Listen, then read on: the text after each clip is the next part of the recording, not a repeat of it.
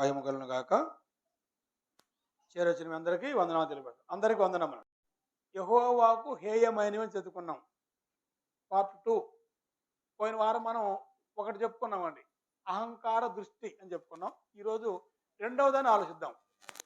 కళ్ళలాడు నాలుక. రెండవ అంశం ఏంటంటే కళ్ళలాడు నాలుక. అలా వేసుకోండి, ఇలాంటి తేడా పడిపోద్ది. హెడ్డింగ్ అలా పెట్టుకోండి. 2 క్రమంగా అవుతున్నాం. రెండవ పాయింట్ కళ్ళలాడు నాలుక.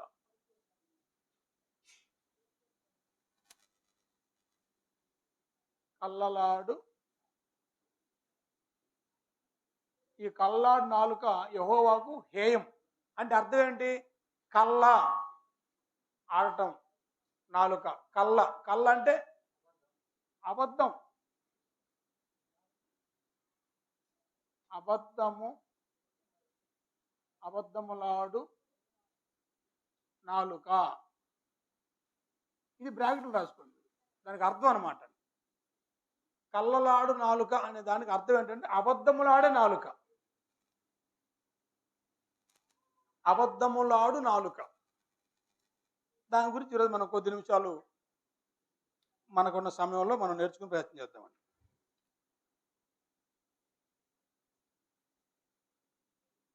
నాలుకను గూర్చి మనం ఆలోచించాలి ముందుగా.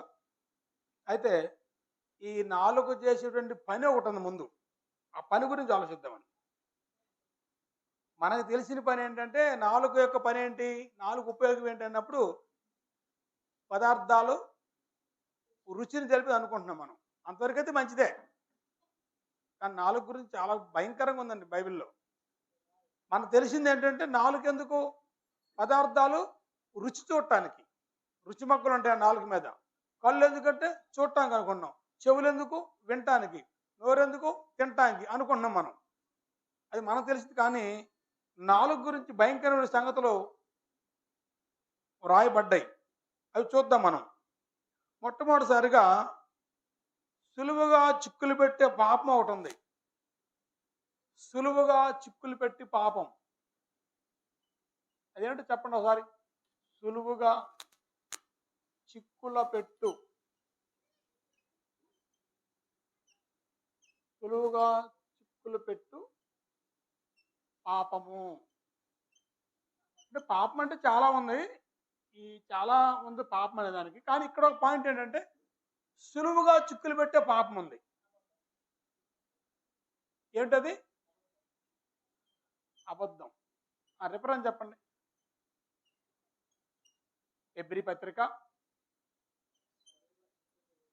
12వ అధ్యాయము 1 నుండి 2 వచనాలు చదివితే మీరు తర్వాత మీరు చదువుకోండి. హెబ్రీ పత్రికను చూసినప్పుడు అబద్ధము ఏం చేస్తుందంటే సులువుగా చిక్కులు పెట్టుద్ది. ఇప్పుడు దొంగతనం పాపమే, వ్యభిచారం పాపం, మోసం పాపం, బూతులు పాపం, ఇవన్నీ పాపమే. కానీ అబద్ధం కూడా పాపమే. కానీ మిగతా వాటికి అబద్ధానికి ఉన్నటువంటి తేడా ఏంటంటే అబద్ధం అనేటువంటిది సులువుగా చిక్కులు పెట్టుద్ది అన్నమాట. తేలిగ్గా చిక్కులు పెట్టమని తెలుసా మీకు? చిక్కులు పెట్టడం. ఎప్పుడైనా దారపుండను ఉప్పదీసి మీరు కింద వేసి మళ్ళీ చుట్టండి చూద్దాం. గిరగిర తిరిగిపోవాలి మన మైండ్. ఒకసారి దారపుండ చిక్కుపడిన తర్వాత అవసరం తెంచేస్తుంది తప్ప దాన్ని తీయలేమండి. భయంకరంగా ఉంటుందండి. ఒక ఒక ఈ ముడి తీసేలో మళ్ళీ అది ఇంకోటిసారి మెలకబడుద్దండి, చిక్కుపడుద్దండి. ఆ చిక్కులు మనం తీయలా కొన్నిసార్లు అవసరం కొత్త దారం కొనుక్కోవచ్చు కూడా తీసేయండి అంటాం అవసరమైతే. ఆ విధంగా ఉంటుందండి సులువుగా చిక్కులు పెట్టడం. మానవులు చాలా పాపాలు చేస్తారు. రకరకాల పాపాలు ఉన్నాయి. వాటిల్లో తేలిగ్గా చేసే పాపం ఏంటి? తేలిగ్గా సింపుల్గా చేసే పాపం. అదిగో బోర్డు మీద రాశాను, అబద్ధం. అబద్ధం ఆడటానికి పెద్ద ట్రైనింగ్ అక్కర్లేదు, కోచింగ్ అక్కర్లేదు, ముందుగా పకడ్బందీ ప్లాన్ అక్కర్లేదు. అప్పటికప్పుడే అనుకోకుండా సడన్గా ఆడేయచ్చాను అబద్ధాన్ని. అదే ఏదైనా దొంగతనం చేయాలంటే కొద్దిగా ప్లాన్ ఉండాలి, ఆలోచన ఉండాలి, ఏదో రూట్ ఉండాలి. ఏది చాలా తతంగా ఉంటుందండి. కానీ అబద్ధం ఆడటానికి పెద్ద ప్లాన్ అవసరం లేదు. అబద్ధం అటువంటిది చాలా ఈజీగా ఆడుతున్నారు, చాలా సింపుల్గా ఆడుతున్నారు. అది మనుషులందరినీ కూడా చిక్కులు పెట్టేస్తుందండి. సులువుగా చిక్కులు పెట్టేస్తుందండి. ఆ చిక్కుల్లో ఇరక్కపోయి మనిషి కూరుకొని పోతున్నాడండి. అది ఉచ్చుగా బిగసిపోతుందండి. వల నూకలో వేసినటువంటి ఆ వలలోనికి ఒక పక్షి వెళ్ళినట్లుగా ఈరోజు ప్రతి మనిషి వెళ్ళిపోతున్నాడండి. దేంట్లో కంటే అబద్ధమైనటువంటి ఉచ్చులోనికి. అబద్ధం సులువుగా చిక్కులు పెట్టమని మాట ఎందుకు వాడబడిందంటే, ఒక అబద్ధం ఆడితే చాలు.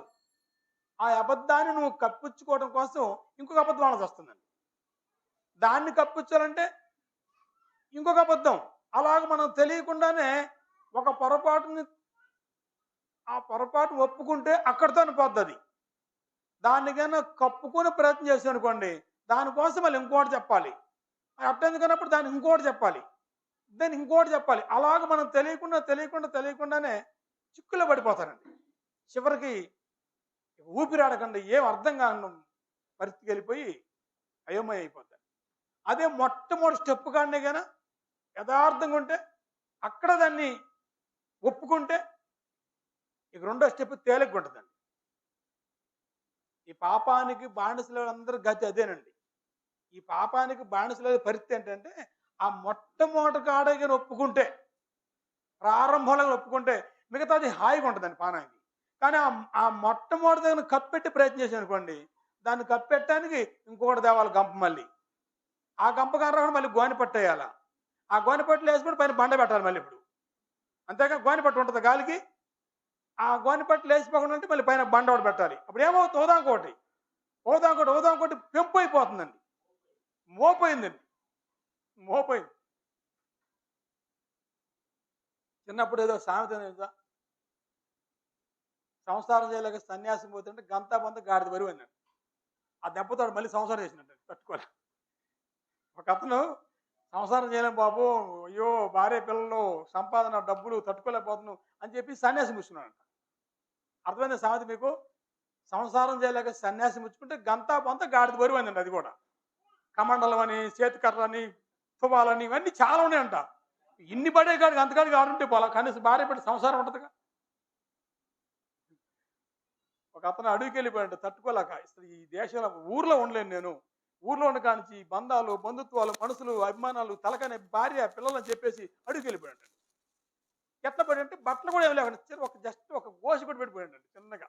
మరీ బాగుండదు కాబట్టి జస్ట్ ఒక గోసి పెట్టుకొని ఇక ఫ్రీ, నాకు ఖర్చు లేదు, రూపాయి ఖర్చు లేదు, ఏం లేదు చెప్పేసి నేను ఏదో ఆకులాలు తిని బతికేస్తాను, హాయిగా ఉందని చెప్పి వెళ్ళిపోయాడండి. వెళ్ళిపోయిన తర్వాత 2, 3 రోజుల తర్వాత మరి గోచిగుడ్డ మాసిపోద్ది కదా, ఎన్నాళ్ళు ఉంటుంది.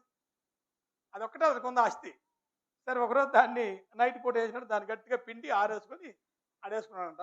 తెల్లారి వేసుకుపోయేసరికి దాన్ని ఒక ఎలికి పెట్టిందంట. ఎలికి పెట్టిందంట. అతను పొద్దున ఆలోచన వచ్చింది. అరే ఏది ఇది ఉందే ఒక్కటైతే దీన్ని ఎలికి పెట్టింది అని చెప్పేసి ఈ ఎలికలు పోవడానికి ఏం చేయాలో ఆలోచించాడండి. ఒక పిల్లి తెస్తున్నాడు ఎలికలు పోవడానికి. పిల్లి. ఈ పిల్లి ఉంటే అమ్మయ్య ఎలికలు రాకుండా అని చెప్పేసి పిల్లి తెస్తున్నాడు. సరే తీరా చూస్తే ఆ పిల్లి ఎప్పుడో ఎలికొద్ది ఆహారం చాలదుగా. ఈ పిల్లికి మళ్ళీ పాలు కావాల్సి వచ్చింది. ఎలికలు రోజు వస్తాయా? ఎప్పుడో ఒకటి వచ్చింది. ఇది అరుస్తూ ఉందండి. ఏంటి అరుస్తుందంటే దీనికి ఆకలి అవుతుంది. దీనికి ఏం చేయాలా? పాలు తేవాలి. పాలు తేవాలంటే ఏడ చేయాలా? ఒక చిన్న ఆవును తీసుకొచ్చాడు. దీనికి పాలు కావాలిగా. పాలు కోసం ఆవును తీసుకొచ్చాడు. అర్థమవుతాం కదా అన్న. అందులో నీతి మీరు చెప్పాలి లాస్ట్లో. ఆవును తీసుకొస్తే ఆవు పాలు ఇస్తుంది బాగుంది కానీ తర్వాత అరుస్తుంది అది కూడా. దానికి మేత కావాలిగా. అబ్బో దీనికి మేత కావాలి ఏం చేయాలి, నేనని పోలేకపోతున్నా నేను చెప్పేసి అలాగ అతను ఆలోచన చేసి ఒక ఆమె తోడు తెచ్చుకుని పోయి నేను ఒక్కడిని ఆడుతున్నాను, నేను మేతకు పోయినను ఒక తోడు తెచ్చుకొని అమ్మ ఇద్దరు కలిసి నేను ఉన్నాం చెప్పి ఆకులను తీసుకొచ్చి పెడుతుంటాను, తిని కొద్దిగా తోడుగా ఒక మేత తెచ్చి పెట్టమంటే మరి ఆకులు అవుతుంది మళ్ళీ. ఇట్లా ఒకదా కూడా వదండి అక్కడ మళ్ళీ వాళ్ళిద్దరు సహవాసం అవటం, ఫ్రెండ్స్ అవటం, సంసారం చేయడం, పిల్లలు పుట్టడం, అది పెద్ద ఫ్యామిలీ అయిపోయిందంట. ఓరి ఇంటికాడ ఎందుకు వచ్చినట్టు తట్టుకోలేక ఆడకు వచ్చింది. ఇంటికాడ ఈ భార్య పిల్లలు గొడవకి ఏడకొస్తే ఇక్కడ మళ్ళీ ఏమైంది మొత్తం పెద్ద సెట్టింగ్ అయింది. మళ్ళీ మళ్ళీ భార్య అయింది, వాళ్ళకి పిల్లలు అయింది, మళ్ళీ వాళ్ళకి గోసి గుడ్డ, మళ్ళీ తిండి తిప్పలు వాళ్ళకి మళ్ళీ. అప్పుడు అనమాట అండి అప్పుడు ఆ సామెత పుట్టిందంట. సంసారం చేయలేక సన్యాసం పుచ్చుకుంటే అది కూడా గంతా పొంత గాడిద బరువు అనండి. అంటే ఈ అబద్ధాన్ని నుంచి బయటపడటం కోసం మనిషి చేసే ప్రయత్నాలు ఇంకొక అబద్ధం, ఇంకొక అబద్ధం, ఇంకొక అబద్ధం ఆడుతున్నాడు. అబద్ధం అంత భయంకరమైంది. ఒక ఆయన సామెత చెప్పాడు, ఏ ఆయుధానికైనా సరిపడే పిడి ఒకటి ఉందంట. ఒక పిడి ఉందంట, పిడి. తెలుసుగా పిడి అంటే కొడవలు కొన్ని పిడి అమ్మ. ఏ ఆయుధంగా సరిపోతుందంట పిడి. ఏంటి ఆ పిడి? సురేష్ ఏంటి? తనం ఏంటి? చెయ్యి కాదు, చక్రం చదువు అడుగు, చక్రం ఏమిటి చదువుతారు, ఎక్స్పీరియన్స్ క్యాండిడేట్ ఇక్కడ. ఏ ఆయుధానికైనా సరిపోయి పిడి ఒకటి ఉందబ్బా. ఆ పిడి ఏంటి? అంతే. ఏ ఆయుధానికి సరిపోద్ది ఆ పిడి. అంటే అబద్ధమైనటువంటిది ఎక్కడైనా ఆడొచ్చు, ఎలాగైనా ఆడొచ్చు, ఎవరితోనే ఆడొచ్చు, ఎప్పుడైనా ఆడొచ్చు. అదనమాట అండి. ఏ ఆయుధానికి సరిపోద్ది. ఎంత పెద్ద సమస్య అయినా సరే నువ్వు ఒక్క అబద్ధం ఆడమనుకోండి, అమ్మయ్య తప్పించుకోవచ్చు అనమాట. ప్రస్తుతానికి అది పర్మనెంట్ సొల్యూషన్ కాదులే. తర్వాత నిజం చేసి మళ్ళీ మొక్కలు కడితే అది వేరే సంగతి. కానీ ప్రస్తుతానికి మాత్రం అప్పటికప్పుడు ఆ అబద్ధం ఆడితే అతను సేవ్ అవుతాడు. ఎంత పెద్ద సమస్య అయినా సరే అబద్ధం ఆడినప్పుడు అప్పుడు ప్రస్తుతానికి జస్ట్ బయటపడతాడు అతను. కాబట్టి ఏ ఆయుధానికైనా సరిపోయే పిడి ఒకటి ఉంది ఏంటంటే అది అబద్ధం. కుల మత జాతి భేదం లేదు, చిన్న పెద్ద తారతమ్యం లేదు, ఆడ మగ తారతమ్యం లేదు. ప్రతి ఒక్కరూ ఈజీగా తేలిగ్గా చేసే పాపం అబద్ధం ఆడటం. ఇప్పుడు ఒక చిన్న ప్రశ్న, బైబిల్లో మొట్టమొదటిగా అబద్ధవాని వ్యక్తి ఎవరు? ఆ అబద్ధం ఏది? కయ్యూని కంటే ముందెవరు లేరా? సందర్భం చెప్పండి. ఏం మాట? ఆ అబద్ధం చెప్పండి, మొట్టమొదటి అబద్ధం ఏదో. ఆదికాండం 3:4. సరే రాసుకోండి. మొట్టమొదటి అబద్ధం, అబద్ధం ఆడిన వ్యక్తి, ఆ అబద్ధం ఏది? అబద్ధం ఆడిన వ్యక్తి ఏమో సాతాను, మొట్టమొదటి అబద్ధమైన వ్యక్తి. ఆ అబద్ధం ఏది? ఆదికాండం 3:4. దేవుడు అన్నాడు, మీరు ఈ పండు తినమున నిశ్చయంగా సత్యదరు. అది సత్యం, దేవుడు చెప్పింది వాస్తవం. కానీ సాతాను చెప్పిన మొట్టమొదటి అబద్ధం ఏంటంటే మీరు చావనే చావరు. అదండి. వాళ్ళు చనిపోయారా చనిపోలేదా? చనిపోయారు. అంటే సాతాను ఏం చెప్పాడు? అబద్ధం చెప్పాడు. కాబట్టి మొట్టమొదటిగా బైబిల్లో అబద్ధం అనే వ్యక్తి అపవాది. ఆ అబద్ధం ఏంటంటే మీరు చావనే చావరు. సులువుగా చిక్కులు పెట్టి పాపం ఏంటి? అబద్ధం. మొట్టమొదటి అబద్ధం అనే వ్యక్తి, ఆ అబద్ధం ఏంటంటే మొట్టమొదటిగా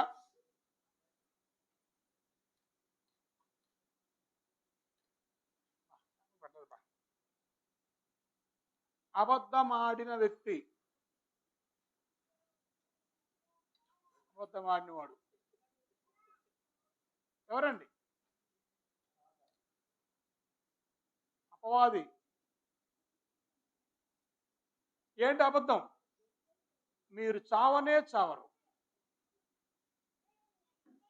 చావనే చావరు. ఆదికాండము 3:4. అసలు ఈ అబద్ధం ఎలా వచ్చింది భూమి మీదకి? దేవుడు ఏమైనా సృష్టించాడు అబద్ధాన్ని? లేదు. దేవుడు సృష్టించిన సమస్తము మంచిది మంచిది అన్నాడు. అబద్ధం ఎలాగొచ్చింది? నిజము గడప దాటే లోపు అబద్ధం ఆడిపోయిందని తెలుసా మీకు సంగతి? ఆడిపోయిందంట అబద్ధం. ఊరంతా తిరిగి వచ్చిందంట. ఈ నిజం ఆరుకొని తేరుకొని చిన్నంగా అప్పుడు గడప దాటిందంట. ఆ గడప దాటి లోపు ఈ అబద్ధం ఒక రౌండ్ చేసింది పోయండి. అంత స్పీడ్గా ఉంటుంది అబద్ధానికి పవరు. అసలు ఇంత భయంకరమైనటువంటి, ఇంత డేంజర్ అటువంటి ఈ అబద్ధమైనటువంటి అసలు ఎట్లా వచ్చింది భూమి మీదకి? దేవుడు సృష్టించింది కాదు. ఈ మొట్టమొదటిగా ఎలాగొచ్చింది? అబద్ధమునకు తండ్రి ఎవరు చూద్దాం. అసలు ఎట్ట పుట్టిందో అబద్ధమునకు తండ్రి ఎట్ట పుట్టింది అబద్ధం? ఎక్కడి నుంచి వచ్చింది అబద్ధం? ఎవరు అబద్ధానికి తండ్రి? ఎవరండి? సాతానే. యోహాను సువార్త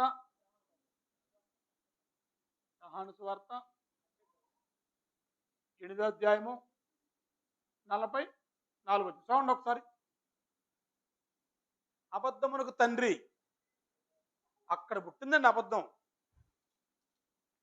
నిజానికి సత్యానికి తండ్రి జనకుడు దేవుడు అయితే అబద్ధానికి తండ్రి సాతానండి. చదువుతారా త్వరగా? ఇవి తీలా 8:44 యోహాను సువార్త. బాబు స్పీడ్‌గా చదివి బైబిలు. అది కూడా నేర్చుకోవాలి బైబిల్ చీటింగ్ కూడా. యోహాను సువార్త తీయాలి త్వరగా గ్రేసు. త్వరగా తీ బైబిలు. మీరు మీ తండ్రిగా అపవాది సంబంధులు. మీ తండ్రి దురాశను నెరవేర్చబోతున్నారు. హ్మ్. ఆది నుండి వాడు నరహంతకుడై ఉండి హ్మ్. సత్యమును నిలిచినవాడు కాడు. హ్మ్. వాని యందు సత్యమే లేదు. హ్మ్. వాడు అబద్ధమాడినప్పుడు తన స్వభావం అనుసరించే మాట్లాడును. హ్మ్. వాడు అబద్ధకుడును అబద్ధమునకు జనకుడై ఉన్నాడు. అసలు అబద్ధం పుట్టింది వాడి దగ్గర అన్నమాట. అంటే అబద్ధానికి తండ్రి ఎవరు అన్నమాట? అపవాది. అసలు వాడు సత్యమే లేదు ఇక. అంత పర్ఫెక్ట్ అనమాట అండి అబద్ధం విషయంలో. అబద్ధానికి జనకుడు అపవాది. అతని దగ్గర సత్యమే లేదు. అబద్ధం ఆడటం అతని స్వభావం. కాబట్టి ఇప్పుడు అబద్ధం ఆడే వాళ్ళందరూ ఎవరి సంబంధులు అని చెప్పాడు ఆ వచన ప్రకారంగా? అబద్ధమాడువారు అబద్ధమాడువారు ఎవరి సంబంధులు అండి? సాతాను సంబంధులు.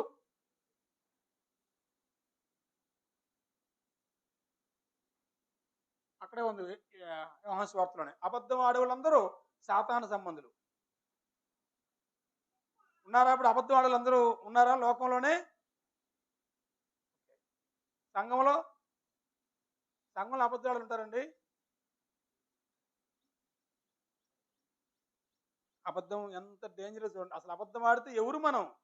ఒకవేళ ఏదైనా అబద్ధం ఆడితే నేను సాతాను బిడ్డను అన్న విషయం మనకు అర్థమైతే ఒక మనిషి అబద్ధం ఆడతాడండి.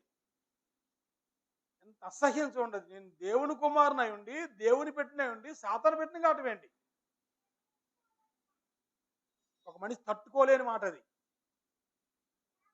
మన తండ్రిని కాకుండా ఇంకో మనిషిని మన తండ్రి అంటే ఎవరు తట్టుకుంటారండి ఆ మాటకి? ఎవరు తట్టుకుంటారా? అది ఎంత భయంకర మాట అండి. జకర్యా గారు ఎలాంటి మాట అది? మన కన్న తండ్రిని పక్కన పెట్టి ఇంకొక ఆయన తీసుకొచ్చి ఈయన మీ తండ్రి అంటే ఎవరన్నా తట్టుకుంటాడు ఆ మాటకి? ప్రాణమైన ఒప్పుకోడండి అవసరం అయితే. చంపేస్తుంటే ఒప్పుకుంటాడా ఒకలా? చంపేస్తుంటే చంపేసిన ఒప్పుకోడండి. ఎవరండి చెప్పింది? ఒప్పుకుంటాడన్నా? వేరే వాడిని నా తండ్రి ఎందుకు ఒప్పుకుని చచ్చిపోయిన పర్లేదు ఒప్పుకోడండి. అది నేను అంటుంది. వేరే మనిషి నా తండ్రి అంటే చచ్చిపోయిన ఒప్పుకోవడం మనిషి ఎవరిని ఒప్పుకుంటారా? చంపేస్తుంటే చంపేసుకో. ఈయన మా తండ్రి కాదు, మా తండ్రి పలానా అంటే మన తండ్రి కాని వ్యక్తిని తండ్రి అంటే ఎవరైనా తట్టుకోలేకపోతున్నారు కదండి. అది వాస్తవం. జీర్ణించుకోలేం మనం. మరి అపవాది మన తండ్రి కాదు వాస్తవానికి. మన తండ్రి దేవుడు. మరి అబద్ధం ఆడితే మరి అపవాది మన తండ్రేగా. అది తట్టుకుంటున్నారు మనసులో. అది ఎలాగ మరి తట్టుకుంటున్నారు నాకు అర్థం కాదు. ఎంతకాలం తెలుసు మన అబద్ధం ఆడకూడదని మనకి సుమారుగా ఎంత వయసు నుంచి తెలుసు ఎవరికైనా? అబద్ధం ఆడకూడదు ఎంత వయసు నుంచి తెలుసు సుమారుగా? మనకు ఊహ తెలిసి కానీ తెలుస్తుందండి. మనకు ఊహ తెలిసి కానీ తెలుసు. ఇది తప్పు అది ఒప్పు అని తెలిసి కానీ తెలిసిపోయింది. కానీ మానుకున్నామా ఏమన్నా? తీర్మానం చేసుకున్నారా? అబద్ధం ఆడకూడదు, అబద్ధం ఆడకూడదు, అబద్ధం ఆడి నేను సాతాను బిడ్డనవుతాను. ఎవరైనా ఇష్టపడతారా సాతానికి కొడుకుగా ఉండటానికి? ఎవరు ఇష్టపడతారండి? ఎవరైనా సాతానికి కొడుకుగా ఉండడానికి ఇష్టపడతారా? కూతురు కూడా ఇష్టపడతారా? ఇష్టపడం. కానీ అబద్ధం ఆడితే ఏమైనట్టు మనం? సాతాను పిల్లమే మరి. ఎవరికైనా ఒకవేళ ఈ విషయం అర్థమైతే ఇప్పటికైనా ఈరోజు ఒక నిర్ణయం తీసుకోండి. నిన్నటి కూడా వద్దు, తీసేయండి. ఇందాక కూడా వద్దు. ఇప్పుడు మీకు అర్థమైతే ఈ రోజు ఈ వాక్యం అర్థమైతే ఇప్పుడు ఒక నిర్ణయం తీసుకోండి. ఏ నిర్ణయం తీసుకుంటే బాగుంటుందండి? నేను ఇక్కడి నుంచి అబద్ధం ఆడను, అబద్ధం ఆడకూడదు అని ఏదో నోటి మాట అనుకోవడం కాదు. ఏం చేయాలండి? ఒక ప్రమాణం చేసుకోండి. లేదంటే ఏదన్నా ఒక తీర్మానం చేసుకోండి. అంటే ప్రమాణం చేసుకుంటే కనుక మనిషి నిలబడలేడు గట్టిగా. ఇప్పుడు మనం చాలాసార్లు నిలబడకపోవడం కారణం ప్రమాణం చేసుకోకపోవడం వల్లే. జనరల్గా అనుకుంటాం. జనరల్గా ఎలా కుదురుద్ది? కాబట్టి ఈ రోజన్నా మనం కొంచెం ఆలోచన చేసుకొని అబద్ధం ఆడటం మానేద్దాం. అబద్ధానికి స్వస్తి చెప్పేద్దాం. ఈరోజు మన పాఠం ఏంటంటే నాలుక. ఈరోజు ఎప్పుడు దేవుడు అబద్ధం గురించి. ఇప్పుడు నాలుక అబద్ధానికి సంబంధం ఉందండి? కనెక్షన్ ఉంది ఏమన్నా? అదండి ఇప్పుడు దాకా చెప్పు. ఇప్పుడు మనం నాలుకని ఎడ్డి పెట్టుకొని ఇదేంటి అబద్ధం చెబుతాం అనుకుంటున్నారు మీరు. అబద్ధానికి నాలుగు సంబంధం ఉందా? అబద్ధం ఆడేది నాలుకే కదా. అబద్ధము 4 గల సంబంధం. మీరు తీసుకున్నారా? నిర్ణయాలు తీసుకుంటారా? ఈరోజు తీసుకుంటారా ఎప్పుడైనా? నిర్ణయం తీసుకుంటే ఎప్పుడైనా అవసరం అవుద్దేమో అనుకుంటున్నాడు. మరేమో ఏమైనా అవసరం అవుద్దేమో. ఏం అవసరం అవుతుంది అంటే దేవుడు తెలియదా? దేవుడు సహాయం చేయడా? అది ఎందుకు అనుమానం అవుతుంది మనకి? అబద్ధం ఆడుతూ ఎలా కుదురుద్దండి? ఏదైనా అప్పుడప్పుడు ఏదైనా అర్జెంట్ ఎప్పుడైనా ఆడదాం అనిపిస్తుంది కదా! ఏదైనా మరీ పానం మీదకొస్తే, పీక మీదకొస్తే, పీక మీదకొస్తే ఏమవుతుందండి? గొంతు మీదకొస్తే ఏమో చెప్పండి? ఏమో ఎవరికైనా మీకు అర్థమైతే నిర్ణయం తీసుకోండి. లేకపోతే లేదు ఇంక. అర్థం కాకపోతే చేసేదేం లేదు. దేవుడు ఎలాంటి జ్ఞానం మనకి ఇవ్వాలని కోరుకోండి. ఈ రోజు నుంచి నేను ఈ పాట విన్న తర్వాత ఇక నుంచి అబద్ధం ఆడకూడదు. అసహ్యించుకోవాలి. ఎందుకని? అబద్ధం ఆడేటువంటి దేవునికి అసహ్యం అంటండి. మరి అబద్ధం ఆడితే మనం ప్రార్థనకు వస్తున్నాం ఏంటి? అబద్ధం ఆడుతూనే పాటలు పాడుతున్నాం కదా! అబద్ధం ఆడుతూనే కానుకిస్తున్నాం కదా! అబద్ధం ఆడుతూనే అన్ని పనులు చేస్తున్నామే. దేవుడికి అసహ్యమైన సంగతి తెలుసా మనకి? దేవునికి అసహ్యం. మరి ఎందుకు వెంటనే నాశనం చేయట్లేదు ఆయన? ఆయన ప్రేమామయుడు కాబట్టి కొంచెం మన సమయం ఇస్తున్నాడు. అది. మనం దాన్ని ఏమనుకుంటున్నామంటే, నేను అబద్ధవాడిని ఆయన ఏం చేయట్లేదు కాబట్టి కరెక్ట్ అనుకుంటున్నాను నేను. అబద్ధవాడిని ఆయన ఎందుకు ఏం చేయట్లేదు అంటే ఆయన ప్రేమమయుడు కాబట్టి మన ఎడలో దీర్ఘశాంతం చూపిస్తూ ఇంకా కొంచెం సరే మార్చుకుంటాడేమో అని చెప్పేసి ఆయన కొంచెం సమయం ఇస్తున్నాడండి. దాన్ని మనం ఏమనుకుంటున్నాం? నేను చేసేది కరెక్ట్ కాకపోతే ఆయన ఎందుకు మరి ఏమంటలేదుగా అనుకుంటున్నాం మనం. ఎందుకేమంటలేదు? ఎందుకేమంటలేదండి? తండ్రి కొడుకుల గురించి మనకి ఎలా ఉంటుందో తెలిసిన సంబంధం. తండ్రి కుమారుడు అనుకోండి. కుమారుడు చిన్నప్పుడు పొరపాటు చేస్తాడు కదా! చేస్తాడు. ఏమంటాడు తండ్రి? ఏమనడు. పెద్దనే పొరపాట్లు చేస్తాడా? అప్పుడేమంటాడు? అప్పుడేమంటాడు? గద్దిస్తాడు, కొడతాడు. చిన్నప్పుడు చేస్తే ఏమనలా. ఇప్పుడు చేస్తే ఎందుకు అరుస్తున్నాడు? ఎందుకు కోప్పడుతున్నాడు? తేడా తెలుసా మీకు? చిన్నప్పుడు చేసినప్పుడు మనం ఏమనలా. ఇప్పుడు చేస్తే ఎందుకు అరుస్తున్నాం? ఎందుకు కోప్పడుతున్నాం? ఎందుకు గద్దిస్తున్నారు? ఎందుకు శిక్షిస్తున్నాడు? అంటే ఇప్పుడు తెలియచేస్తున్నాను. అది సంగతి. అప్పుడు చేసావు. అప్పుడు తెలియక చేసావు. ఇప్పుడు తెలియచేస్తున్నావు. ఈరోజు మనం కూడా చాలా సార్లు ఎందుకు దేవుడు కోప్పడుతున్నాడో అర్థమైందండి? తెలియచేస్తున్నాం కాబట్టి. ఒకప్పుడు చేసినా దేవుడు క్షమించాడు. ఎందుకు తెలుసా? తెలియక చేసాం కాబట్టి. అబద్ధం ఆడకూడదు సంగతి మనకు తెలియదండి ఇప్పుడు? ఎవరికైనా తెలీదా? చెప్పండి, ఎవరైనా చెప్పండి. నాకు తెలియదు వేరు అనే విషయం ఎవరు చెప్పండి? అబద్ధం ఆడకూడదా? అసలు నాకు తెలియదే అని ఎవరు ఉన్నారు ఇక్కడ? ఉన్నారండి రామారావు గారు? అబద్ధం ఆడకూడదు నాకు తెలియదని అంటే ఎవరన్నా? అందరూ తెలుసండి. అబద్ధం ఆడకూడదు సంగతి తెలుసు, తప్పు సంగతి తెలుసు. అయినా ఆడుతున్నాం. అది ఇప్పుడు గొప్ప సంగతి. అందుకే దేవుడికి కోపం వచ్చిందండి. అయినా అబద్ధం ఆడుతున్నాం. ఎప్పుడు? ఆ సంగతి తెలిసి కూడా. తెలియనప్పుడు వేరే సంగతి. అది ఎంత భయంకరం చెప్పండి. ఎంత ఘోరం చూడండి. చిన్నప్పుడు చిన్నపిల్లలు అప్పుడు చూస్తే పిల్లలు 1, 2 అక్కడ వేసేసి అందులోనే గెలుగుతూ ఉంటారు కదండి. అందులోనే ఆడుకుంటారు కదండి. అందులోనే అప్పుడు ఎలా ఉంటది? అయ్యయ్యో అని చెప్పి మనం జాలిపడి తీసి శుభ్రం చేసి మళ్ళీ కడిగి స్నానం చేసి ఫ్రెష్‌గా చేస్తాం. అదే పెద్దయినా చేస్తే ఏం చేస్తారు? జాలి పడతారా? కర్ర తీసుకుంటారా? అది ఇప్పుడు మనం చేస్తున్న పని. అందుకే పౌలు చెప్తాడండి. నేను చిన్నపిల్ల వాడినప్పుడు చిన్నపిల్ల చేష్టలు చేశాను. తెలియక చేశాను. ఇప్పుడు పెద్దోనయ్యాను. చిన్నపిల్ల చేష్టలు మానేసి చెప్పాడు. ఒకవేళ మనం కూడా తెలియక అబద్ధం ఆడాము గతంలో. ఈరోజు ఏం చేయాలండి ఒకవేళ మనకు అర్థమైతే? అబద్ధం ఆడకూడదని నిర్ణయం తీసుకోండి. మరి ఇప్పుడు ఎలాగండి? దేవుడు సహాయం చేస్తాడండి. అది నమ్మకం లేదా? అబద్ధం ఆడకపోతే ఎలా పనులు అవుతాయి అనుకుంటున్నాం? ఇక్కడ ఈ భూమి మీదే పనులు అవుతాయేమో ఒకవేళ. ఇక్కడ పని కాకపోయినా పర్లేదు. పనులు కావు ఏమవుతాయి? కొద్దిగా ఇబ్బంది అవుద్ది. కానీ దేవుని రాజ్యంకి వెళ్తావుగా. దేవుని రాజ్యంతో పోల్చుకుంటే ఈ భూమి మీద పని ఎంతండి? ఈ భూమి మీద పని ఎంతండి? చాలా పనులు ఆగిపోతాయి అవసరమైతే. కొన్ని పనులు ఆగిపోతాయి. నేను కాదన్నాను. మీరు అబద్ధం ఆడుతున్నారని ఖచ్చితంగా మాట్లాడితే కొన్ని పనులు కావుకూడదు మీకు. ఆ పనులు కావడం కోసం నేను అబద్ధం ఆడుతున్నాను వాస్తవానికి. కానీ ఈ పనులు చేసుకుంటాం బాగానే సక్సెస్ అయితే అబద్ధం ఆడాము, ఆ పని చేసుకున్నాం, హాయిగా ఉన్నాం. కానీ చనిపోయిన సంగతి ఏంటి? దేవుని రాజ్యం ఒకసారి చూడండి. అబద్ధికులు ఆడికి వెళ్తున్నారు. అబద్ధికులు వెళ్ళు చోటు. ప్రకటన గ్రంథం నిల్లు చోటు నిత్య నరకం. చదవండి ఒకసారి. అగ్నిగుణం అన్నాడు అక్కడ. అడవన్న మాట ఏంటి? 21:8 ప్రకటన గ్రంథం. అగ్ని గంధకులతో మండు గుండంలో పాలుపోతున్నాడు. ఆ,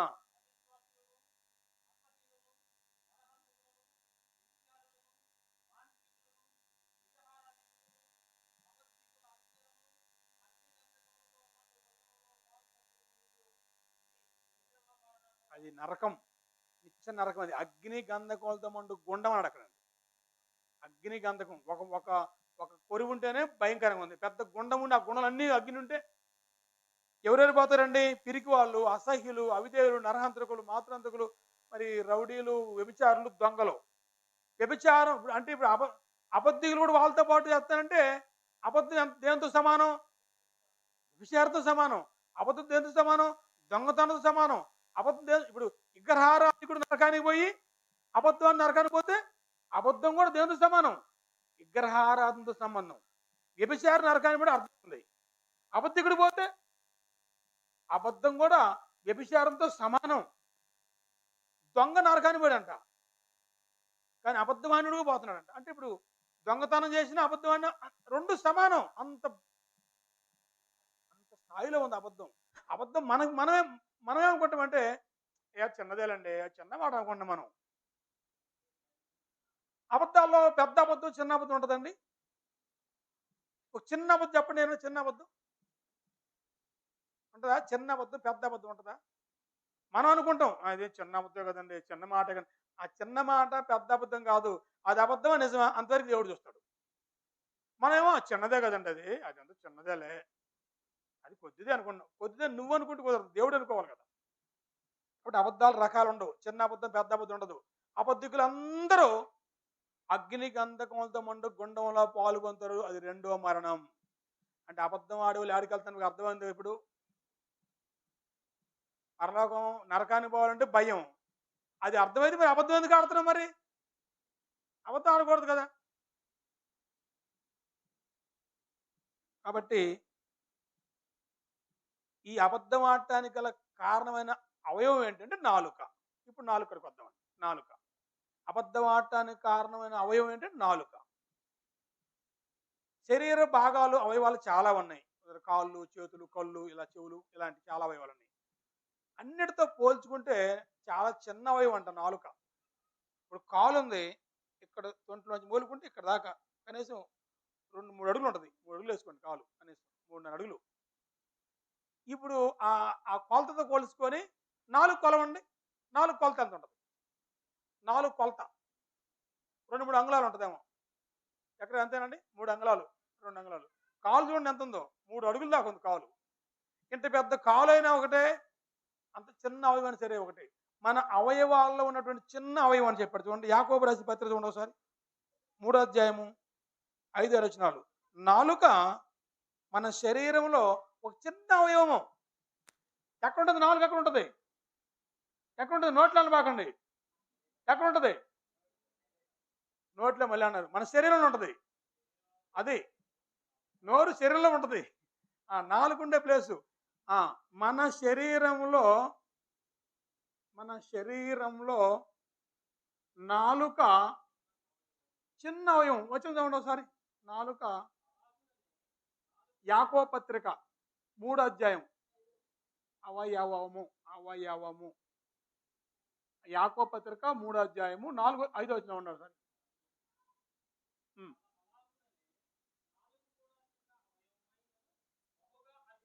నాలుక చిన్న అవయవం. అక్కడ పుట్టినోట్ల నెంబర్ ఏమైనా ఉందండి? అదిరిపండు దగ్గర 4 పుట్టినోడు చూడండి ఏముందో. అదిరిపట్టం అంటే ఎగరటం కాదు, అతిశయపట్టం. అతిశయం అంటే గర్వపట్టం. నాలుక చిన్న అవయవమే, కానీ అతిశయపడతా ఉంటుంది ఎక్కువగా, అదురుతూ ఉంటుంది ఎక్కువగా, ఎగురుతూ ఉంటుంది మన భాషలో. లేదంటే ఏదో అతిశయిస్తూ ఉంటుందండి. నాలుక చిన్న అవయవమే, కానీ ఎక్కువగా అతిశయిస్తూ ఉంటుంది. పైగా రాయబడ్డ మాట బహుగా అదిరిపడును. అదిరిపడును అంటే అతిశయించును. నాలుగు దేంతో పోల్చాడండి? నాలుగుని దేంతో పోల్చాడు? అగ్ని అని చెప్పాడండి. భయంకరమైన చూడండి. నాలుక అగ్ని. అగ్ని ఏం చేస్తదండి? దేన్నైనా కాల్చేస్తదండి. దేన్నైనా ఇనుమును కాల్చేద్ది అవసరం అగ్ని. బంగారాన్ని, వెండిని దేన్నైనా సరే కాల్చేస్తాడు అగ్ని. ఆ నాలుక అగ్నితో సమానంగా పోల్చబడింది.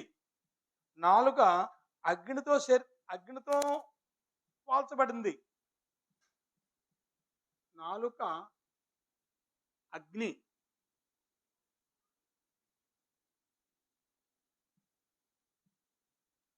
నిప్పు ఒక ఇంటికి వేస్తే ఆ ఇల్లు కాలిపోతుంది. అవసరమైతే కొన్నిసార్లు గాలి తోలినప్పుడు ఆ ఇల్లు, ఆ నిప్పు ఎగిరి ఇంకొకటి పెడితే పక్కనే పడుతుంది, ఆ ఇల్లు కాలిపోతాయండి. ఇప్పుడు లేదు అలాంటి పరిస్థితి, అన్ని గట్టి ఇల్లు ఉన్నాయి కాబట్టి దేవుడి దయ వల్ల. ఒకప్పుడు పూరిళ్ళప్పుడు ఒక ఇంటి నిప్పు పెడితే కొంతమంది ఆ ఇల్లు ఆపుతూ ఉంటారు, ఆ నిప్పు ఆపుతుంది. కొంతమంది ఏం తెలుసండి, దాని మీద జల్లు చల్లుతారులేండి, ఇంకేళ్ళంటి మీద చల్లుకుంటారండి పక్కింటి మీద. ఎందుకంటే నిప్పిటి రాకుండా ఉండటం కోసం. దగ్గరిళ్ళు కొంతమంది ఆ ఖాళీ ఇల్లుని ఆపుతూ ఉంటారు. మరికొంత ఏంటంటే ఆ పక్క ఒక ఇల్లు ఉంటే ముందు ఆ ఇంటి మీద నీళ్ళు పోతాయి అడ్వాన్స్గా. ఎందుకంటే ఒకవేళ ఆ నిప్పు వచ్చి దీని మీద పడుద్దేమో, పడితే ఇది కూడా కాలిపోతుంది. అంత ప్రమాదం నిప్పు, అంత డేంజరు. నాలుగుతో మాట్లాడే మాట కూడా ఆ నిప్పు లాంటిదంట. కొన్ని కుటుంబాలు కాల్చేద్దండి మాట, కొన్ని కొన్ని కాపురాలు తీసేస్తా బ్రహ్మాండంగా అండి. ఒక్క మాట, ఒక బాణం, ఒక మాట, ఒక అమ్మ వచ్చేసి "ఇది తెలుసా, ఆయన సంగతి తెలుసు కానీ" అని వెళ్ళిపోద్ది అంతే. ఇక మొట్టమొదటిగా ఏదైనా తోటలో ఆదాముల దగ్గర సాతాను ఎలాగ ఎంటర్ అయ్యాడు తెలుసండి? ఎంట్రీ ఎలాగో తెలుసండి? ఇది నిజమానండి అంతే. అప్పుడు వీళ్ళు ఏమొచ్చింది? ఇది నిజమా అంటే ఏంటి, అదేంటి అని అని వెళ్ళిపోయి దూరుకుంటాడు. ఇప్పుడు మీరు ఎవరికైనా వెళ్ళి వదినా నీకు తెలుసా, నీకు వెళ్ళిపోండి అమ్మా, ఎందుకు నీకు తెలుసా అన్నది చెప్పలా, ఏం చెప్పలామా? మీరు ఊరక మాట అనేది శాంపిల్ పరీక్ష చేయండి. నీకు తెలిసిందా అని, నాకు పని ఉందమ్మా వెళ్ళిపోండి. ఇప్పుడు నాకు ఒక్క నిమిషం, ఏంటి ఏంటి అదేంటి ఇప్పుడు తెలుసుకోవడానికి కుతూహలం ఉంటుంది ఆమెకి. అసలు ఏం జరిగింది ఏంటి, నీకు తెలుసా అన్నావుగా ఏంటి? నేనేం లేదు ఊరకానంటే అబ్బాయి ఊరకాలే ఏదో ఏదో ఉంటుంది. అట్లా కాదు చెప్పు, నాకు పని ఉందమ్మా, పొయ్యి మీద కూర మాడిపోతుంది. అట్లా కాదు కాదు, నేను పొయ్యి మంట చెప్పు, అవసరం అయితే నీకు మాకు గేదె కాదు పాలు తీసుకోవాలి, అవసరం నేను పాలు నేను తీసి పెడతాను చెప్పు ఏందో అంటే. ఏదేం చేస్తాం మనకి ఇప్పుడు, అది తెలుసుకోవాలి. ఒక మనిషిలో ఆ పిచ్చి ఉంటుందండి. నీకు తెలుసా అడగను పోయి, ఏమొద్దు వరకు మీరు నీకు తెలుసా అని అంటే ఏంటి అది ఏంటి. అలాగే సాతాను కూడా ఇది నిజమా అని అడిగిందండి. ఏది నిజం, ఏది నిజం? అప్పుడు చెప్పాడన్నమాట నెమ్మదిగా మాటలు ఎవరు పెట్టి, కాదులే ఈ పండు తింటే ఏదైనా అయితే చెప్పాడా, అప్పుడు చెప్పాడన్నమాట అండి. కాబట్టి ఇప్పుడు ఒక మనిషిని నాలుక, నోటితో పలికే నోట్లో ఉన్న నాలుక ఎంత పని చేద్దంటే ఒక ఇంటి పూరిటికి నిప్పెట్టినట్టే. కొంచెం కారం ఉంటే అని పోద్దండి. పోయేది ఫస్ట్ కారంకే. సరిగ్గా ఆ కారం తీసుకొస్తే బాగుండండి, హాయిగా ఉంటుందండి ఆ ఇంటికి ఇంటికి కూడా. వస్తా వస్తా ఆ సంసారంలో కారం పోసిద్దండి పోయేటప్పుడు.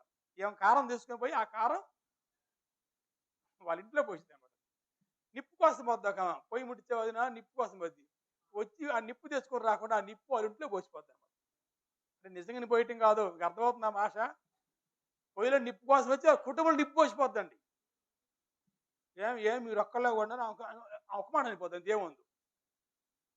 మీకేం తక్కువ, ఒకప్పుడు ఎట్ట బతుకో నువ్వు అంటది. ఏమైంది ఇప్పుడు, ఇక్కడ ఏమైంది? ఒక అత్తింటి కోళ్ళకి వచ్చి ఒక ఆవు నిప్పుకొచ్చి ఏం చెప్పో తెలుసండి? ఏంది కట్టి అయిపోయింది పిల్ల అంటది. ఏం కట్టి ఎందుకు అయిపోయింది అంటే తగ్గిపోయింది అంటే ఏం దృష్టిలో అంటే ఏమనుకుంటుంది, కాబట్టి ఇప్పుడు నేను వచ్చి నాకు షాకిరి చేస్తున్నా కావాలనుకుంటుంది. నేను షాకిరి చేస్తున్నా కావాలని ఆ మనసులోంచి ముసుకెద్దంటే ఏమో. ఏదంటే తలనొప్పి, ఏంటి కడుపు నొప్పి, కాళ్ళు నొప్పి, కనపడే నొప్పులు ఒక్కటి చెప్పరండి. ఏంటి కనపడే కాదుగా. దీనికి కారణం ఏంటంటే మీరు ఎంక్వైరీ చేయండి. నిన్న ఎవరో ఒక ఆమె నిప్పుకొచ్చిపోయింది, ఆమె పెట్టిపోయింది నిప్పు. అగ్గిపుల్ల ఉందని వచ్చిందండి, అగ్గిపుల్ల తీసుకొని పోతా ముట్టించిపోద్దండి. అమ్మ దయచేసి అగ్గిపుల్ల తీసుకొని రండి అంతే, వాళ్ళ ఇంటికి ముట్టిపాకండి అమ్మ, వాళ్ళ ఇంటికి ముట్టిపాకండి అమ్మా, ముట్టికూడదు, వాళ్ళ కాపురాలని కాల్చేపాకండి. మాటలు ఎంత భయంకరం అంటే నాలుకని అగ్నితో పోల్చబడింది. నాలుక సర్వ శరీరానికి మాలిన్యం కలుగు చేస్తుందంట. శరీరం మొత్తం పాడైపోతుంది నాలుక గుండే. సర్వ శరీరానికి మాలిన్యం కలుగు చేస్తుంది నాలుక. ఎలా కలుగు చేస్తుందంటండి? ఉదయాన్నే లేస్తే ఈపు నాలుక మొక్కుకుంటది అంటారు మరి సామెత ఏదో పెద్దోళ్ళు. దండం పెట్టుకుంటదంట నాలుక పొద్దున్న లేచిన కాడ. ఎందుకమ్మా? ఈపు నాలుగుతో రోజు చెప్పుకుంటుందంట. కొంచెం జాగ్రత్తగా ఉండు, కొంచెం జాగ్రత్తగా ఉండు. ఏంటి అంత బాధ, అంత ప్రేమ నాలుక మీద? ప్రేమ కాదు. నువ్వు నాలుగుతో మాట్లాడి నీకే లోపలికి వెళ్ళిపోతావు. వాడు బాధ నన్ను కొట్టేది ఈహు పెట్టి కదా. నువ్వు నాలుగుతో మాట్లాడి తక్కువ లోపలికి వెళ్ళిపోయింది నాలుక. అందుకని పొద్దున్న లేచిన కానీ అమ్మ ఇవాళ కొంచెం జాగ్రత్తగా ఉండు, అక్కడ పోతున్నావు, మరి అక్కడ పోతున్నావు, ఎట్లుంటుందో అని కనిపెట్టుకుంటుందంట ఈపు. ఏ రోజు ఏం మాట్లాడుతుంది నాలుగు అసలు ఏం మామూలు కాదని అంత భయపడి. ఈ నాలుగు చేసేటువంటి తిప్పులు ఎలా ఉంటాయంటే సర్వ శరీరానికి మాలిన్యం కలుగు చేస్తుందంట. అలాగే ప్రకృతి చక్రానికి చిచ్చు పెట్టుద్దంటండి. ప్రకృతి చక్రానికి చిచ్చు పెట్టుద్ది. ఇప్పుడు కొన్ని దేశాల్లో మనం యుద్ధాలు చూస్తున్నాం కదండి. ఇజ్రాయెల్, ఇరాన్, ఇరాక్ దేశాల యుద్ధాలు ఎప్పుడు యుద్ధాలు జరుగుతూ ఉంటాయండి. మీరు ఆ యుద్ధాలకి చక్ర గారికి బాగా చూస్తారు, ఎక్కువ విషయాలు చూస్తారు, పేపర్ చూస్తూ ఉంటాయి ఎక్కువ విషయాలు యుద్ధాల గురించి. మూల కారణం ఎత్తుకుంటే ఏదన్నా ఒకసారి జస్ట్ చూద్దాం, ఇప్పుడు ఆలోచించాలి ఎక్కడ మూల కారణం. మూల కారణం అదేదో ఒక మాట ఇది అంటాడండి. మళ్ళీ ఆ మాట అంటాడా? తీయని అనువాస్తులు అంటాడు. ఏం మోకాలు అనుభవములు అంటాడు. ఇది తెస్తామండి. ఫస్ట్ వచ్చిన మాట కాడనే ఏదో పెద్ద పెద్ద సమస్య కాదు. ఒక చిన్న మాట కాడ స్టార్ట్ అయ్యి అది అణుబాంబులు తీసేంత పరిస్థితికి వచ్చేసి కొన్ని ప్రాంతాలు కాల్చేద్దండి. ఒక అణుబాంబు వేస్తే కొన్ని కిలోమీటర్లు పోద్దంటండి. ఎంత ఎంత ఎంత బేభత్సం గురించి చూడండి. ఏంటి ఏంటి ఏంటి చివరకుండా ఎత్తుక్కుంటే కొన్ని ఎక్కడ పుట్టిన సమస్య ఎక్కడ వచ్చిందంటే మూలం ఏంటంటే ఒక మాటే. కొన్ని కుటుంబాల్లో కూడా ఇద్దరు భార్య భర్తల మధ్య కూడా విడాకులు దాకపోయిన కేసులు ఉన్నాయి. ఆ విడాకులు దాకపోయిన కేసు ఎందుకు వచ్చింది ఇంత లెక్కని ఎనికి ఆలోచించుకుంటూ పోండి. ఈయన ఒక మాట, ఆయన చివరికి పోయి ఒక మాట కాడ దొరికింది. ఏదో ఒక మాట ఉందంట, ఆ మాట కాడ పట్టున్నాడు అంతే. అప్పుడు ఇలా చూస్తే ఈ ప్రకృతి భౌతిక సంబంధంగా కొన్ని కుటుంబాలను కాల్చేస్తుంది. మాటే ఆ మాటకు కారణం నాలుకే. ఈ మాటల గురించి బైబిల్లో కొన్ని వచనాలు ఉన్నాయండి. మనం చూద్దామండి, ఒకసారి చూడండి. ఇక్కడ మాట రాసుకోండి. నాలుక సర్వ శరీరానికి మాలిన్యం కలుగు చేస్తుంది. ఆ మాట రాసుకోండి. నాలుక సర్వ శరీరానికి మాలిన్యం కలుగు చేస్తుంది. మాలిన్యం అంటే తెలుసు కదా, మాలిన్యం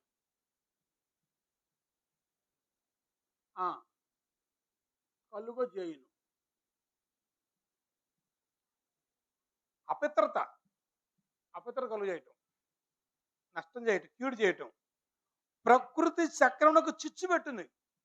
రెండు కుటుంబాల మధ్య కానీ, రెండు ఊర్ల మధ్య కానీ, రెండు దేశాల మధ్య కానీ ఆ కలహాలకి, యుద్ధాలకి, అనుభవములు, కారణాలు మీరు చూస్తే ఒక మాట కుదరకే. వాళ్ళిద్దరి మధ్య మాట తేడా వచ్చింది. ఎంత దూరం అని చూడండి.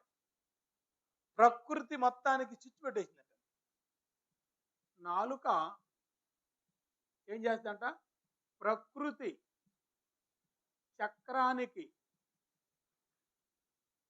చిచ్చు పెట్టును.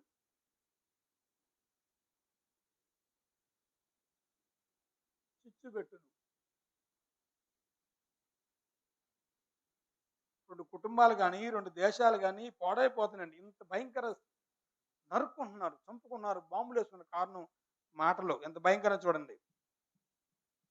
నాలుకట మరణకరమైన విషయంతో నిండిందంటండి. వస్తాను నాలుగులో విషం ఉండదు, నాలుగుతో పలికే మాటలో విషం ఉంటుందండి. నాలుగులో విషం ఉండదు. కానీ ఇక్కడ అన్న మాట ఏంటంటే నాలుక మరణకరమైన విషంతో నిండింది.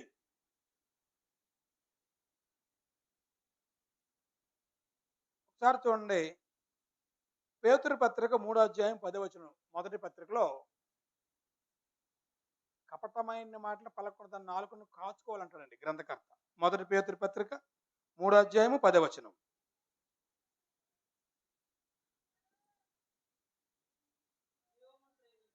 జీవాన్ని ప్రేమించి మంచి దినాలు చూడగోరేవారు ఏం చేయాలంటే ఆ, ఉమ్, అంటే నాలుగు ఏం పలుకుతుంది? చెడ్డదాన్ని పలుకుతుంది కాబట్టి ఆ చెడ్డదాన్ని పలకకుండా నాలుకను కనిపెట్టుకోవాలి, నాలుకను కాచుకోవాలి. రోమా 3:13, రోమిల్ రాసిన పత్రిక 3:13 చూడండి సార్.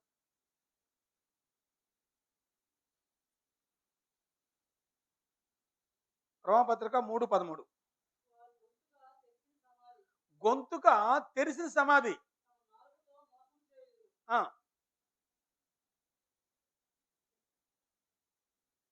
నాలుగుతో మోసం చేస్తారు.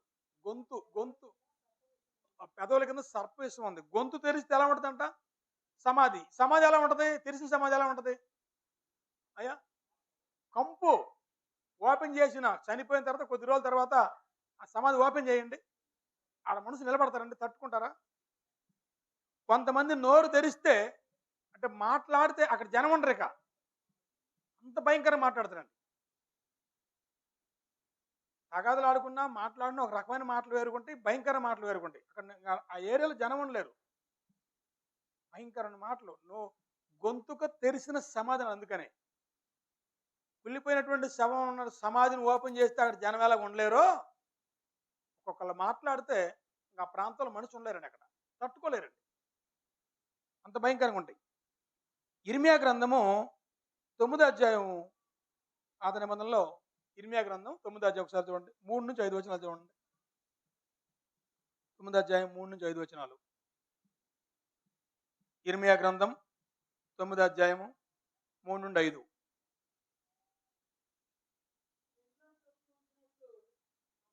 మళ్ళీ చదువు, మళ్ళీ. వెండ్లను త్రొక్కి వంచునట్లు అబద్ధం ఆడటానికై తమ నాలుకను వంచుతారు. ఇక్కడ ఒక చదువు. విండ్లను త్రొక్కి వంచుతారంట. ఏంటి తెలిసి అర్థమైందా? ఇండ్లను తొక్కి వంచడం అంటే ఏంటి? రామారావు గారు చెప్పండి. చెప్పండి, అర్థమైందా పాయింట్? విండ్లను తొక్కి వంచినట్లుగా వారు తమ నాలుకలు వంచుతారు.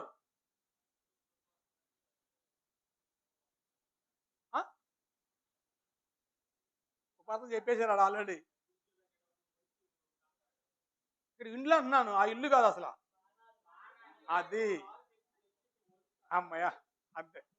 చిన్నప్పుడు మనం ఆడుకున్నప్పుడు అందుకని అడిగింది నన్ను. ఇండ్లంటే ఇల్లు కాదు, విల్లు. 2-3 గంటే విండ్లు అంటారు అట్లా. ఇప్పుడు మనం ఆ ఫస్ట్ కర్ర చక్కగా ఉంటుంది, ఆ కర్ర తాడు కట్టాలి. నువ్వు అప్పుడు ఏం చేయాలి? తాడు కట్టాలంటే కాలు పెట్టి దాన్ని వంచుతావు కిందకి, అప్పుడు అది వంగిద్ది అనమాట. ఫస్ట్ కర్ర ఇట్నే ఉంటుందండి. అప్పుడు కర్ర ఇటు కాలు పెట్టి, ఇక్కడ కాలు పెట్టి దీన్ని వంచుతావు, అప్పుడు కర్ర ఎలా వంగిద్దండి.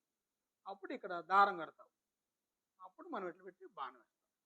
ఇది ఈ కర్రని ఎలాగైతే కాలు కింద పెట్టి తొక్కి వంచి ఈ దారం కడతారో, అలాగ ఒక వ్యక్తి, ఈ చెడ్డ వ్యక్తి నాలుకని వంచుతాడు. అంటే ఎటైనా తిప్పుతాడు, ఎందుకంటే దీనికి నరమే లేదు కదండి అంటారుగా. దాన్ని వంచి ఎటైనా తిప్పుతాడు, ఎటైనా మాట్లాడతాడు, ఏదైనా మాట్లాడతాడు. ఎమ్మటెర్ర అది కాదంటాడు, అవసరం అయితే ఇలా కాదండి, నేను అలాగలదు అంటాడు, ఎటైనా మలిపేస్తాడండి. అలా అని అలా అల్లదంటాడు అవసరమైతే. విండ్లను త్రొక్కి వంచినట్లు తమ నాలుకను వంచుతారు. తర్వాత చదవండి. ఇర్మియా గ్రంథం 9వ అధ్యాయం. ఎందుకు వంచుతారు నాలుకని? అబద్ధం ఆడటానికి. అబద్ధం ఆడాలి. అబద్ధం ఆడి ఏం చేయాలి? ఏమో అని రెడీగా ఉంటుంది అన్నమాట.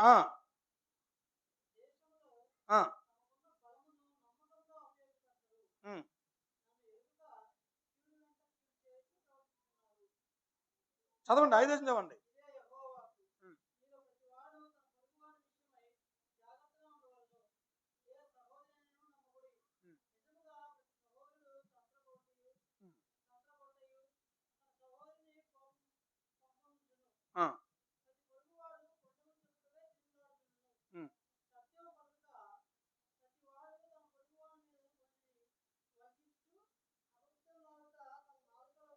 తమ నాలుకలకు అభ్యాసం చేస్తారు. నాలుకల చేతి ప్రాక్టీస్ చేస్తారు. దేనికి? అబద్ధాలు చెప్పటానికి. అబద్ధం ఎలాగాడాలి? ఎలా ఆడి తప్పించుకోవచ్చు? ఈరోజు ఎక్కడుందో తెలుసా ప్రాక్టీసు? చాలామంది అంటారు, సీరియల్ చూస్తే ఏమవుతుందండి కాసేపు టైం పాస్ అనుకున్నారు. సీరియల్‌లో ఏమి నేర్పుతారు తెలుసా? అబద్ధం ఎలా ఆడాలో నేర్పిస్తారు సీరియల్‌లోనే. ఎటు తిప్పుతారండి. అటు తిప్పి, ఇటు తిప్పి మాట్లాడి తప్పించుకోవడం. ఎందుకంటే తప్పించుకోవాలి. నువ్వు తప్పించుకోవాలంటే ఏం చేయాలంటే, ఇదిగో ఇలా చెయ్యి అని వాళ్ళు క్లూ ఇస్తారు. నేర్పిస్తారు నీకు తెలియనంతకు ముందు వాస్తవానికి. అబద్ధం ఆడటం ఎలాగో నేర్పిస్తారండి వాళ్ళు సీరియల్ చూసే వాళ్ళకి. మనం అనుకుంటే ఏంది కాసేపు వరకు కాసేపు కూర్చున్నాను అనుకుంటాం. ఆ కాసేపులో నీకు అబద్ధం నేర్పిస్తారండి చక్కగా. తమ నాలుకలకి అభ్యాసం చేపిస్తారు. ప్రాక్టీస్ చేస్తారు. ఇలా అబద్ధం ఆడు. ఒకసారి ఆడి చూడు ఆయన అబద్ధం ఆడు ఎట్లుంటదో. అబద్ధం ఆడితే తప్పించుకోవచ్చు. అసలు నీకేముండదు ఇంక. నీవేం మాట రాదు. నీకు డబ్బులు ఖర్చు కావు. నీకు శిక్ష ఉండదు. నువ్వు తప్పించుకోవచ్చు సింపుల్‌గా. అని తమ నాలుకలకి ఏం చేస్తారంటే ప్రాక్టీస్ చేస్తారంటండి. 64 కీర్తన చూడండి ఒకసారి. 3వ చరణం 64 కీర్తన. 64:3 కీర్తన.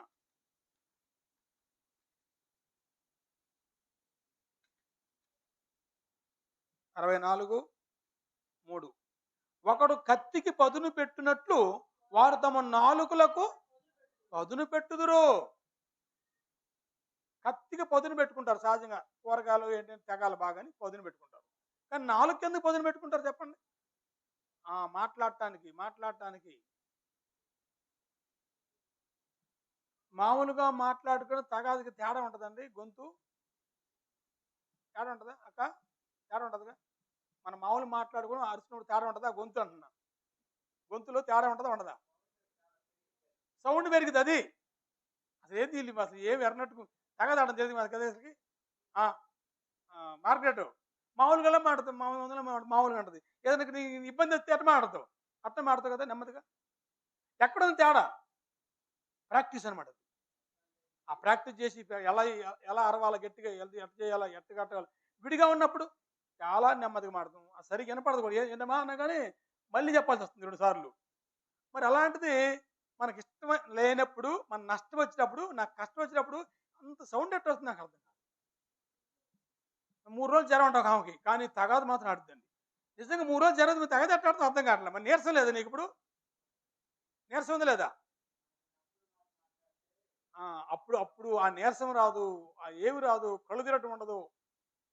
ఇప్పుడు ఎప్పుడైనా తగదపడి చూడండి 12 గంటల దాకా వాళ్ళు తగద ఆడుతున్నప్పుడు అన్నం తిన్నప్పుడు. విడిగా చూడండి 9 గంటలకు అలా ఆకలి అవుతుంది ఉంటుందండి. మరి ఇప్పుడు ఈ రోజు ఎందుకు ఆకలి కావట్లేదు? కొంతమంది తగాద నైట్ 12 గంటలు తగాద ఆడుకుంటారండి. తెల్లారిదాకా. నిద్ర పడదామా? ఆ!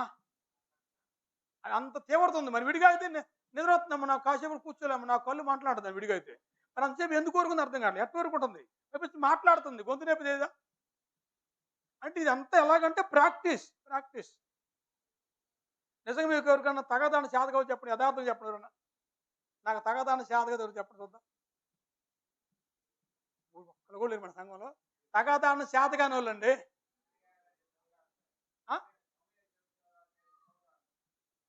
ఇప్పుడు చేతగాని వాళ్ళు. తెగ చెట్టాడాలో తెలియని వాళ్ళు.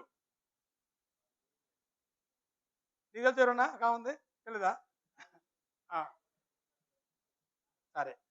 అంటే ఆ తెలియని ఎవరు లేరు ఇంచుమించుగా. అందరూ తగాదాడోళ్ళే. అవసరాన్ని బట్టి ఆడతారు. కుపారం చెప్పినట్టుగా ఇప్పుడు ఆడలే. ఏదైనా సమయం వచ్చినప్పుడు ఆడతారు. ఓకే. ఇది ఎలాగో సాధ్యం వాళ్ళకి? వాళ్ళు ప్రాక్టీస్ చేస్తారంట. అది నేను చెప్పాలన్న పాయింట్.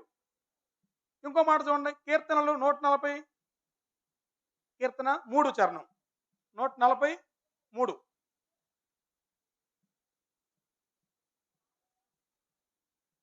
పాము నాలుక వలె వారు తమ నాలుకలు వాడి చేయుదురు. వారి పెదవుల కింద సర్పవిషం ఉన్నది. పాము నాలుక వలె. ఇక్కడ పాము నాలుక అంటే అర్థం ఏంటంటే పాముకు 2 నాలుకలు ఉంటాయి. మరి మనిషికి 2 రకాల మాటలు ఉంటాయి. ఇసం గురించి కాదు. పాము నాలుక అంటే 2 నాలుకలు పాముకు ఉంటాయి. మనిషికి ఒక నాలుక కానీ 2 మాటలు మాట్లాడతాం. అదనమాట అండి. ఒక్క నాలుకే ముందు అవునంటారు కాదంటాం. 2 మాటలు మాట్లాడతాం. అది పాము స్వభావం. ఆ పోలిక అనమాట అండి. పాము నాలుగుతో పోల్చాడు. పాముకు 2 నాలుకలు ఉంటాయి. అలాగే మనిషి కూడా నాలుగు ఒకటే ఉంది కానీ 2 రకాలు మాట్లాడతాడు. ముందో రకం మాట తర్వాత ఒక మాట్లాడతాడు. అదండి. వారు పాము నాలుగు వల్ల ఉంటారండి నాలుకలు. ఇలాంటి నాలుకలను దేవుడు ఏం చేస్తాడంటండి? 120 కీర్తనలో భయంకర మాట చెప్పాడు చూడండి. ఆయన అసలు అలా నాలుగు కోచేస్తాడు. ఒక మాట చెప్పాడు ఆయన. ఇంకో మాట చెప్పాడు, తంగేడు నిప్పులతో కాల్చేస్తాడంటే అవసరం అయితే భయంకర మాట వాడాడండి. 121 కీర్తన 4వ వచనంలో. ఉమ్, మోసకరమైన నాలుక, ఉమ్. ఆయన నీకేం చేయను? ఇంతకంటే అర్థముగా నీకేం చేయను? మోసకరమైన నాలుక. ఆయన ఏం చేయాలి తెలుసా? నాలుగుని తంగేడు నిప్పులతో కూడిన తంగేడు నిప్పులతో కూడిన బాణములను, బాణాలు వేస్తాడు నీ మీద అని చెప్తున్నాడండి. వాడిగల బాణములను ఆ, నీ మీద వేయును. అదండి. అప్పుడు భయంకరంగా ఉంటుంది పరిస్థితి అండి.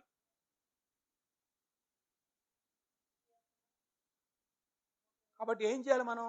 పరిష్కారం ఏంటంటే, కీర్తనకారుడు దావీదు ఒక మంచి సలహా చెప్పాడు. దీనికి మార్గం ఏంటంటే, నా నాలుగుతో పాపం చేయకున్నట్లు నా మార్గములు జాగ్రత్తగా చూసుకుందును.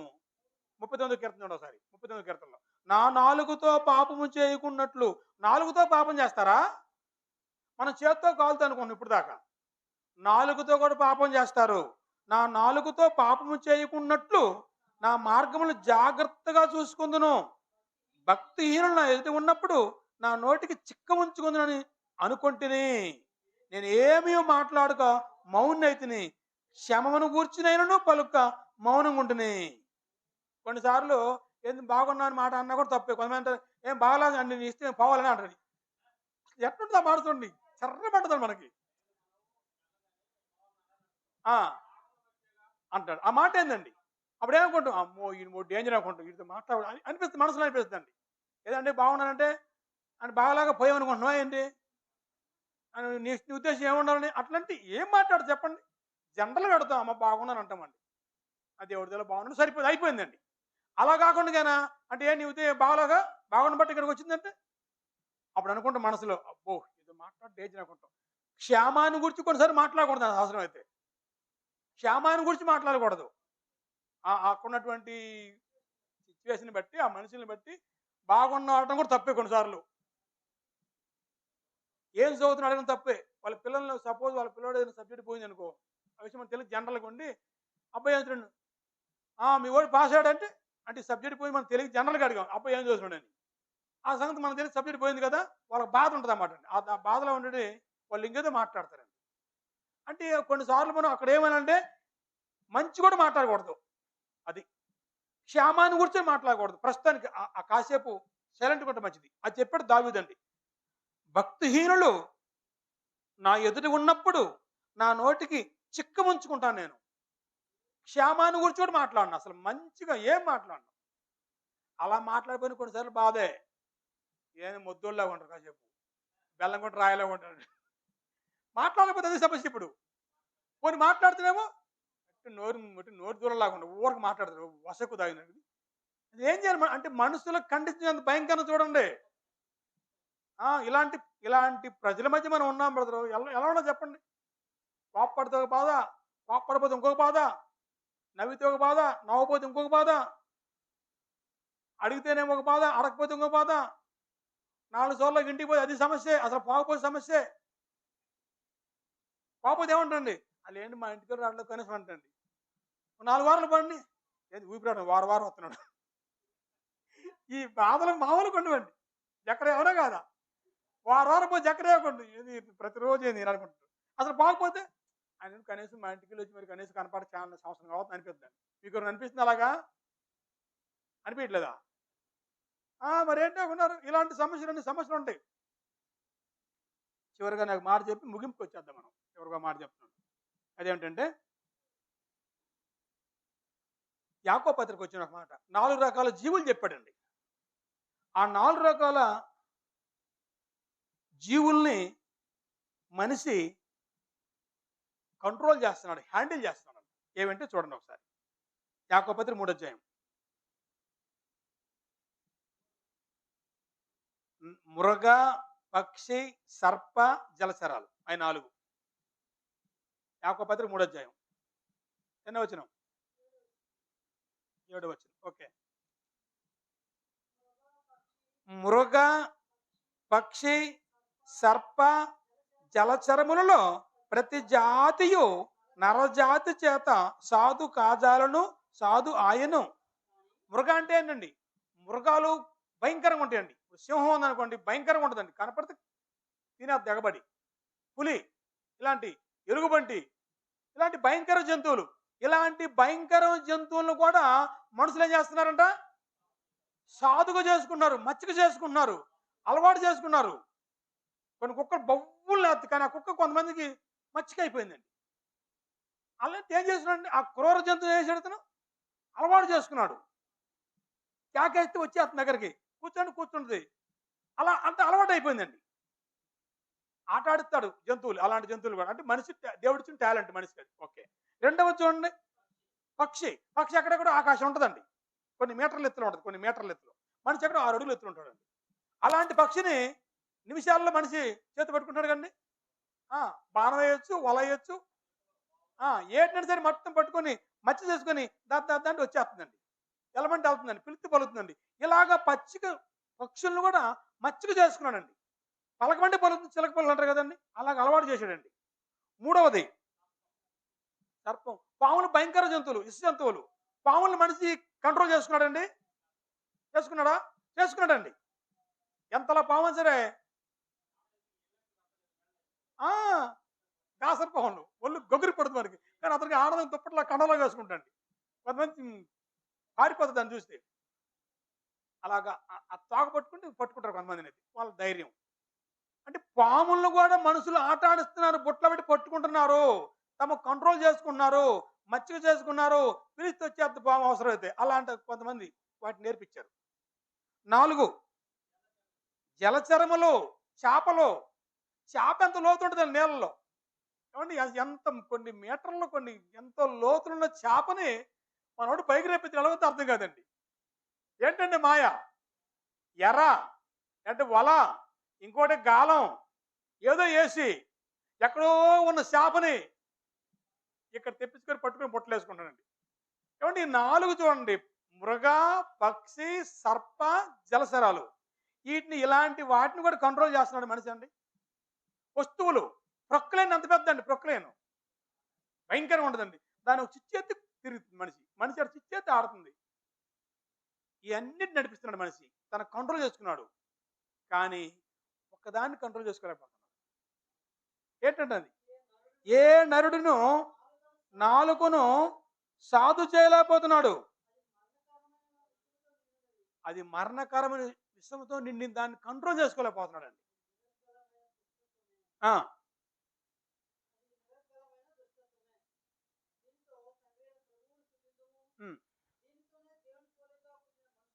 ఈ ఒక్క నాలుగుతోనే దేవా తండ్రి నీకు స్తుతి స్తోత్రం స్తోత్రం అంటున్నాము.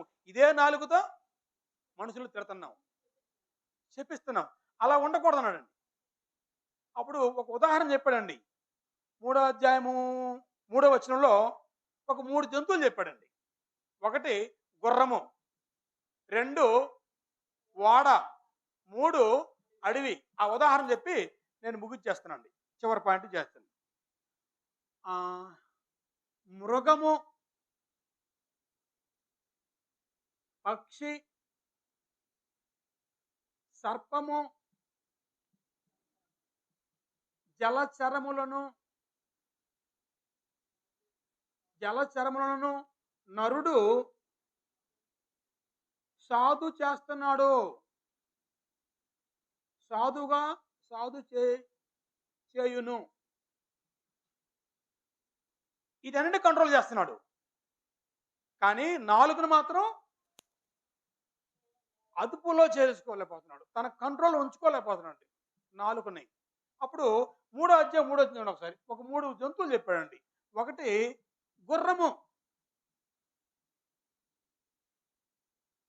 గుర్రము. గుర్రానికి ఏమి ఇచ్చాడు? కళ్యం. 2వ జంతువు ఏంటండి? ఓడ. ఓడకి ఏమి ఇచ్చాడు? 3వది ఏంటండి? అడవి. అడవికి ఏమి ఇచ్చాడు? నిప్పు. ఓకే. ఇక్కడ చూడండి, గుర్రం పెద్ద, కళ్యం పెద్ద. అలా గుర్రానికి కళ్యం చూడండి ఎంత భయంకరం. గుర్రం కొన్ని 5 అడుగు ఎత్తులో ఉండి బలమైనటువంటి గుర్రము, వేగవంతమైన గుర్రము. ఇటువంటి ఈ భయంకరమైనటువంటి గుర్రాన్ని దేంతో మనిషి కంట్రోల్ చేస్తున్నాడండి? కళ్ళెముతో. జస్ట్ ఒక 2, 3 అంగుళాలు కళ్ళెం నోటికి పెడితే ఆగమంటే ఆగుద్ది, పొమ్మంటే పోద్ది. అంత గుర్రం కూడా ఒకటి. ఓడ ఎంత పెద్దది? ఈ బిల్డింగ్ అంత ఉంటుంది, అవసరం అయితే 2 బిల్డింగ్ అంత ఉంటుంది అంట. పెద్ద పెద్ద ఓడలు ఉంటాయి. ఇంత పెద్ద ఓడను కూడా దేంతో తిప్పుతాడు నావికుడు? ఆ ఎదురు కొండ వస్తుంది, ఎడతెలిసి అతనికి ఆ చుక్కాని చేతనే. కాబట్టి ఇటు తిప్పుతాం. ఇటేది పెద్ద అడవి ఉంది, అమ్మో ఇటొద్దు ఇటు తిప్పుతాం అని ఈ ఓడని ఎటు తిప్పాలో, క్షేమంగా చేర్చాలో అటువంటి అని చూడటానికి, నడిపించడానికి ఓడకు ఉపయోగపడే వస్తువు చుక్కాని. చిన్నదే అది. ఓడేమో పెద్దది, చుక్కాని చిన్నదే. అంత పెద్ద ఓడని ఈ చిన్న చుక్కాని తిప్పుతున్నాడండి. మూడవది, అడవి ఎంత పెద్దగా ఉంటుందండి? అడవి కొన్ని కిలోమీటర్లు ఉంటుందండి, ఎకరాల్లో కాదు. అంత పెద్ద అడవిని ఒక చిన్న నిప్పుల అటు ఎండాకాలం అటు వేయండి దాంట్లో, అలాగ అది కాలుకుంటూ కాలుకుంటూ కాలుకుంటూ కాలుకుంటూ మొన్న ఈ మధ్య లాస్ ఏంజల్ అక్కడ అది జరిగింది కదా, అమెరికాలో. కారు చిచ్చు ఎంత ఎంత నష్టం చేసిందండి? కొన్ని కోట్లు నష్టపోయిందంటండి. దానికి కారణం ఒక చిన్న నిప్పు రవ్వే, చిన్న నిప్పు రవ్వే. కాబట్టి ఇప్పుడు ఈ ఎంత భయంకరమైనవి, ఈ ఎంత చిన్నవి,